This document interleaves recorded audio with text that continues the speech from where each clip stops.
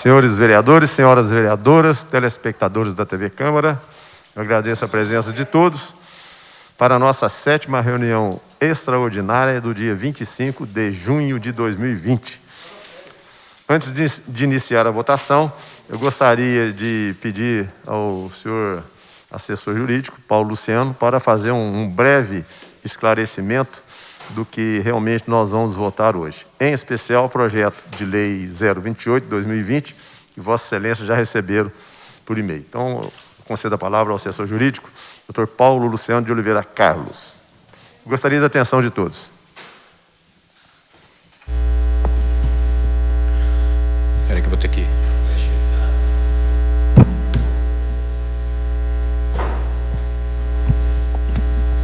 Senhor presidente.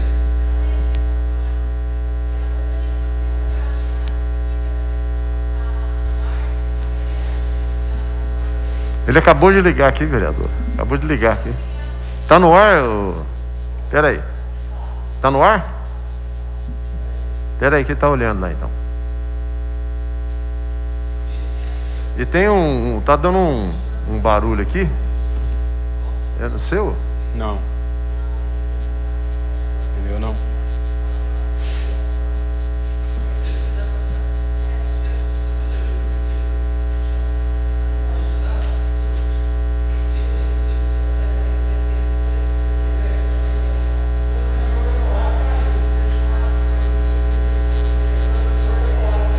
Transmissor da Coab caiu. Hein? Então vamos constar em ata? Tá.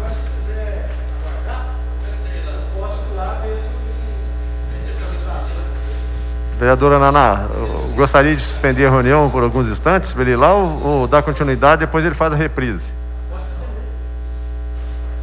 Então vamos, o vereador está sugerindo aqui que a gente continue e depois faz a reprise.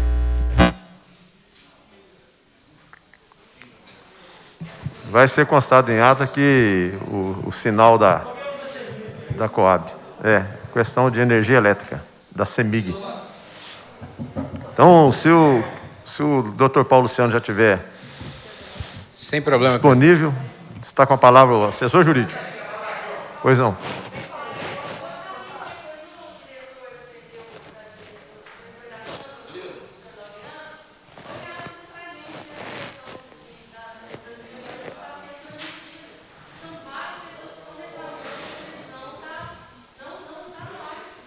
Não, a televisão está no ar. A televisão está no ar. De repente tem alguma sombra, algum tipo de localidade que não pega. Mas a TV via Serrinha e via aqui a Lavrinha está funcionando normalmente, hein? Então, dá a palavra para o Erlan para ele explicar isso aí. Estão alegando que não tá pegando algumas casas aí. Senhor presidente, nós temos 2 transmissores, um transmissor na Coab. Lá teve uma queda de energia, pelo jeito. As quedas de energia acontecem lá.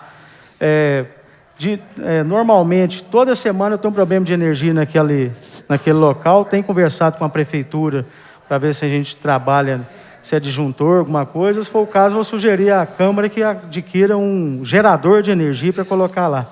Eu dependo da energia naquele transmissor para jogar para o outro lá na Serrinha. A cobertura do sinal da TV Câmara na cidade de Lavras, ela existe. Já faço aferição em várias regiões, norte, sul, leste, oeste e centro.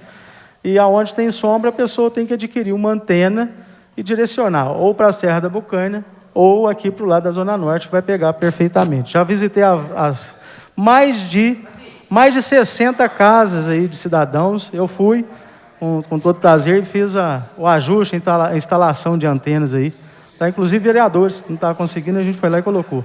Mas hoje, neste exato momento, caiu a energia. Se o senhor quiser suspender a reunião, eu vou lá ver o que está acontecendo. Os vereadores, Vossa Excelência pode fazer a retransmissão posteriormente? Posso repetir e colocar a reprise aí todos os dias. Então, ótimo. Então, vai também para o canal oficial do YouTube, tá? Ótimo. Então, consta em ata também o pronunciamento do assessor de comunicação e tecnologia e da vereadora Naná também. E com a palavra o assessor jurídico Paulo Luciano. Esclarecido, senhor presidente, a questão da TV, posso continuar? Senhor presidente, senhores vereadores, Presidente, o meu objetivo da minha vinda a essa tribuna, novamente com muito prazer hoje, é para esclarecer especificamente a questão relacionada aos projetos que visam alterar as alíquotas de contribuição, respectivamente. Projeto 28, que altera a alíquota patronal. Explico, a alíquota que o município de Lavras paga ao Lavrasprev como forma de contribuição. E o 29, que vai tratar entre outros temas, não entrarei nesses outros temas, tá? Isso é mérito e, né, não me cabe entrar nesse aspecto. O 29 também com relação à alíquota agora dos servidores, tá? Levando ambas para 14%. Pedido de Vossa Excelência, e que eu acato nesse momento para fazer o esclarecimento, é no sentido do caminho que isso percorre, desde a emenda constitucional número 103 de 2019 até o atual momento. Muito bem, nós sabemos que o governo federal, obviamente, uma emenda constitucional, ele alterou os dispositivos constitucionais referentes ao regime próprio e regime geral de previdência social, com o objetivo, em princípio, de conferir uma maior saúde, né, vamos dizer assim, a esses dois regimes, né? Regime próprio, vou explicar, ele se refere aos estados e municípios, estados, DF e municípios, e o regime geral aos trabalhadores de um modo geral e INSS. Muito bem, o que foi alterado? Então, a emenda constitucional número 103, ela altera o artigo 9º. Desculpa, o artigo 9º dela altera vários incisos, mas principalmente no que se refere à previdência do servidor, o artigo 40 e especificamente parágrafo 22. Mas vamos lá, vamos na ordem, né? Artigo 9º, da emenda constitucional. Até que entre em vigor lei complementar que discipline o parágrafo 22 do artigo 40 da Constituição Federal, aplicam-se aos regimes próprios de previdência social, que é o caso do Lavrasprev, é um regime próprio, o disposto na Lei 9.717. Daqui a pouco eu vou entrar na Lei 9.717. Parágrafo 4º deste artigo 9º da emenda. Os estados, o DF e os municípios não poderão estabelecer alíquota inferior à contribuição dos servidores da União, exceto se demonstrado que o respectivo regime próprio de previdência social não possui déficit atuarial. Daqui a pouco eu também vou explicar o que é déficit atuarial. A ser equacionado, hipótese em que a alíquota não poderá ser inferior às alíquotas aplicáveis ao regime geral de previdência social. E qual é a alíquota do governo federal? Qual é a alíquota da União? Aí nós estamos no artigo 11.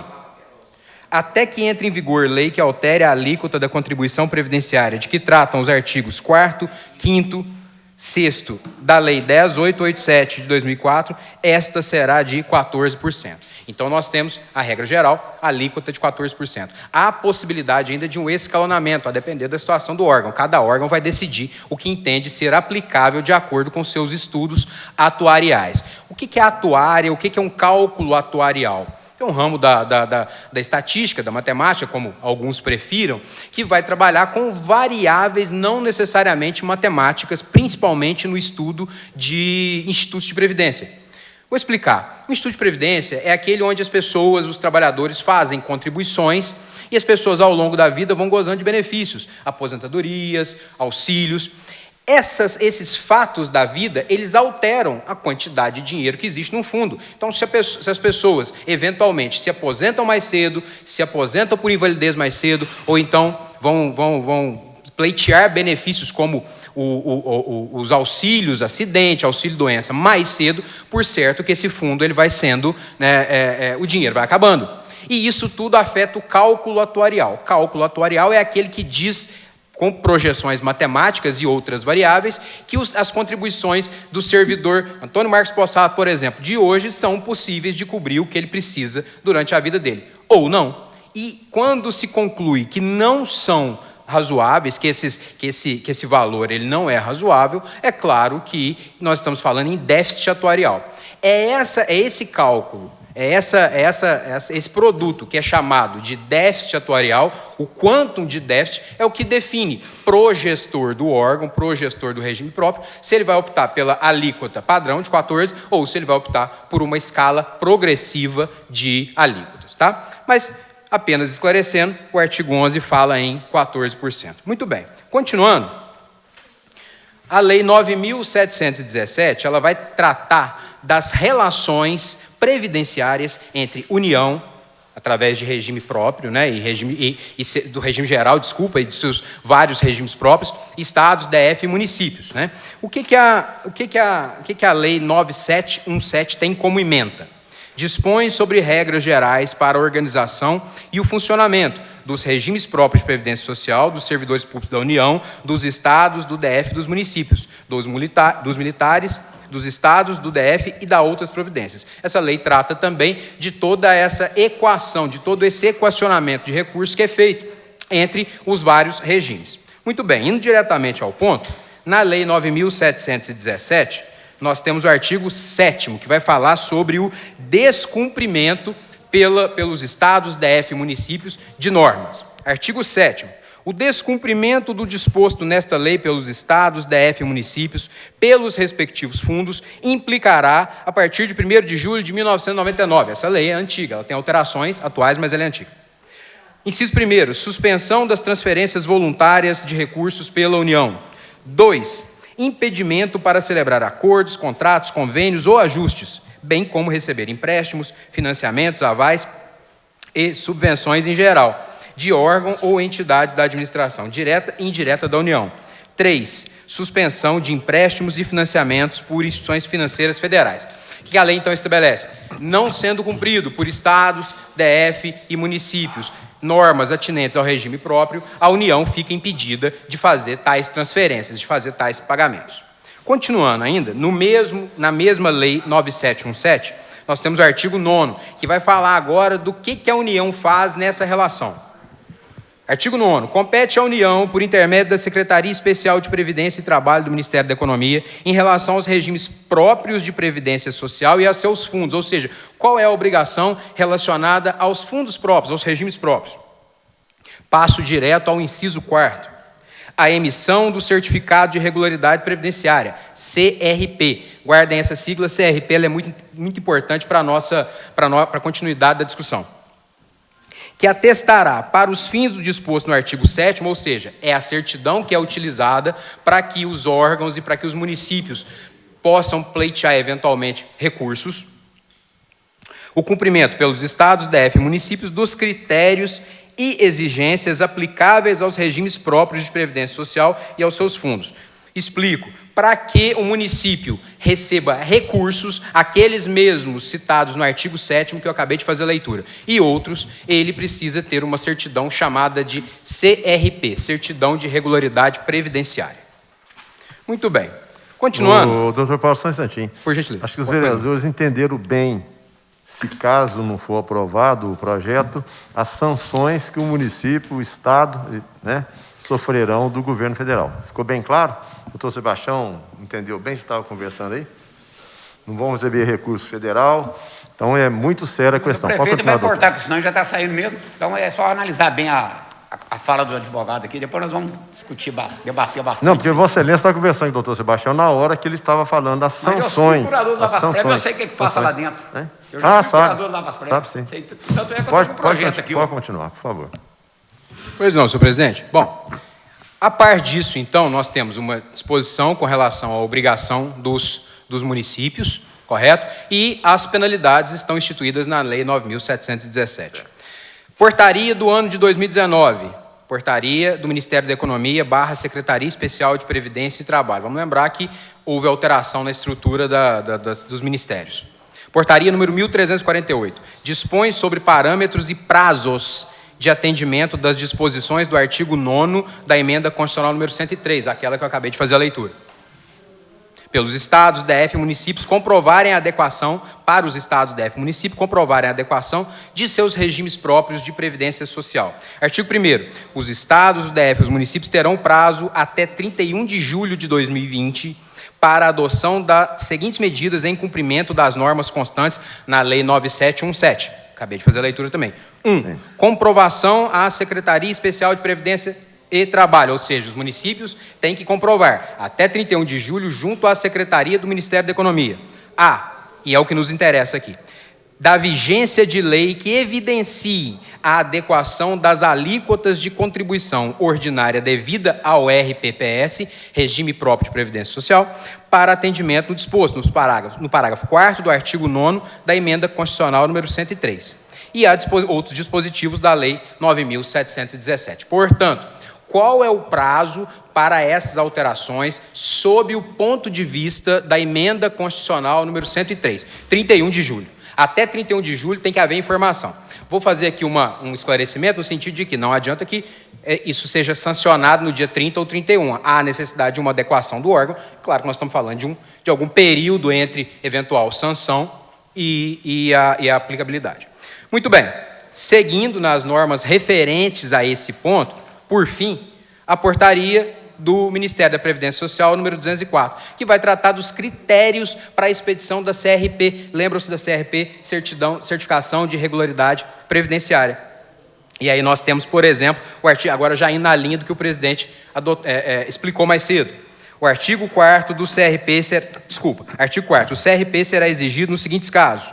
Ou seja, por que eu preciso de um CRP, de um Certificado de Regularidade Previdenciária? 1. Realização de transferências voluntárias de recursos pela União. 2. Celebração de acordos, contratos, convênios ou ajustes, bem como recebimento de empréstimos, financiamentos, avais, subvenções, em geral, de órgãos ou entidades de administração direta ou indireta. Qualquer recebimento de recurso. 3. Liberação de recursos de empréstimos e financiamentos por instituições financeiras federais.